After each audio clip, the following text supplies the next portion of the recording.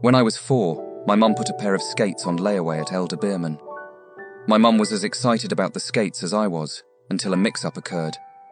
When she opened the box, I was over the moon. The skates were merchandise for one of my favourite shows, Strawberry Shortcake. The skates my mum had intended to purchase were Smurfs. Turns out the Strawberry Shortcake skates had been paid for by mail-in check, but never picked up. Maybe the guy behind the counter showed sympathy for me. I suspect because I have never to this day heard of a layaway situation like that. So, there I was, walking out of the store with 2 sets of roller skates for the price of 1. My mum was visibly worried seeing me learn to skate down the sidewalk in Strawberry Shortcake roller skates. She pleaded with me to wear the Smurfs instead. I tried a compromise. Could I wear 1 Smurf skate and 1 Strawberry Shortcake skate? But Mum continued to feel weird about it all. Back to Elder Beerman went Strawberry Shortcake.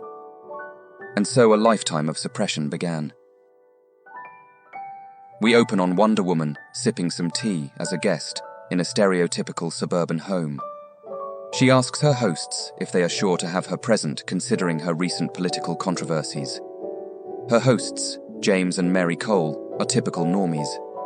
Mary, of course, fumbles for the right words to hurdle over her lack of worldliness. James, of course, fails to use basic etiquette when addressing someone so culturally different from him. He then states that their meeting is not something he and his wife embrace lightly. Personally, James dislikes the purpose of this meeting, claiming it is not his first choice. However, he admits he promised his son, Jack. James ends his confessional by admitting he would not have Wonder Woman in his house if he could help it. Wonder Woman understands. She wishes to meet Jack. Our heroine ascends the stairs and enters the child's room. We see that Jack is Wonder Woman's biggest fan, and all he wants is for his last wish to come true. Mary kneels. She bids him to wake. The boy, weary beyond his years, does not want to see another doctor. Mary informs him it is not another doctor. It is someone very special. Jack's eyes widen as new life is breathed back into the boy. They venture into the front yard where Wonder Woman introduces Jack to the famous invisible jet. He is nervous. He apologizes for that. Wonder Woman reassures him. Stepping into the invisible jet is not a step he has taken before. Jack indicates that is easy for her to say. She's Wonder Woman. She is never freaked out. But Wonder Woman recites advice given to her by a god. Do not believe everything you believe. On board, Diana asks Jack where he would like to venture. The boy joyfully says, Paradise Island. Diana's heart sinks. She hasn't had the most cordial relations with her home country as of late. Jack notices her trepidation. He says it's okay. If they can't go, they can do whatever. Diana, ever the hero, wishes not to break the child's heart. She can never bring herself to break anyone's heart.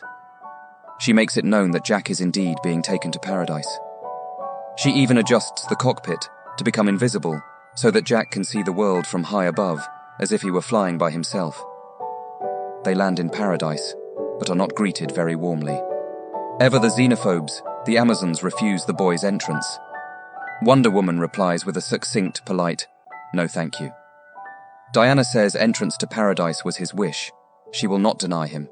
She pleads for her sisters to leave them to their wants, and she will do the same unto them. Wonder Woman reminds her sisters that once upon a time, she humiliated every one of them in every contest. Guess if you want to challenge Wonder Woman, you must be completely out of your mind. Her sister then turns toward what the law says. Diana also reminds her that laws were forged by women to escape barbarity. Well played. Diana and Jack have quite the day together. Sword fighting, riding the kangas, twirling the golden lasso, learning to boomerang her tiara, feeding the creatures. As night falls, they sit atop a cliff, taking in the moonlit ocean view. Jack softly confesses that he thinks there is something wrong with him.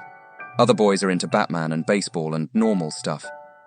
He further assumes his interests are due to him being sick. Wonder Woman assures him. No, my darling boy. There is nothing wrong with you. This may not be yours, but for me, it's my favorite Wonder Woman.